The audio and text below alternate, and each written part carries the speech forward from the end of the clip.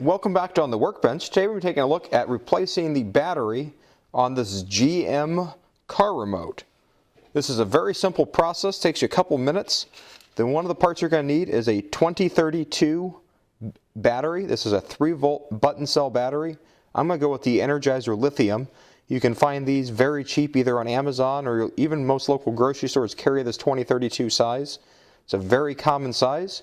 One side issue with these, do not leave these around children. I've seen some alarming statistics on how many children get hurt on these button cell batteries. Please, please, please be safe with these. Keep these out of the reach of children. And that's why the packaging on these is such a bear to open up. And you have to be cut open each little cell because the battery industry is trying to protect the kids to keep children from trying to think of these as being little tarts and candy.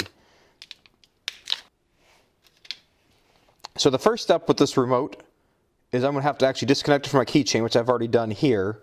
Now in this case here, if you look on the side, I think a few of these variants have another button here, but if you go to the lower right hand corner, you'll see there's a slot right there that is sized that you can take a quarter or a similar size coin and pop that open. Or if you're in other parts of the world, you can reach for other coins of your choice. This is the American quarter. You could easily use a 1 Swiss franc coin to do the job. Or you could use a Canadian loonie to do the job, or any other coin of your choosing. Or you can also reach for a coin slot driver. I've got another video about this on my channel. I'll put a little card up here in the corner if you want to learn more about this tool. And so I'll take this and you pop this into the slot and then just pry it open. And you can see when I open this controller here that there's actually some dust that's been built up around this weather ring here that I might try to wipe down and clean out. And then over here on the left side is the battery. So if you notice here before we remove the battery, this is the flat side of the battery and is not the top that you'll notice will look a little different. This may require just a little bit of prying. So just using household tools here, I'll reach for a pencil. I can pop it right up there with a pencil.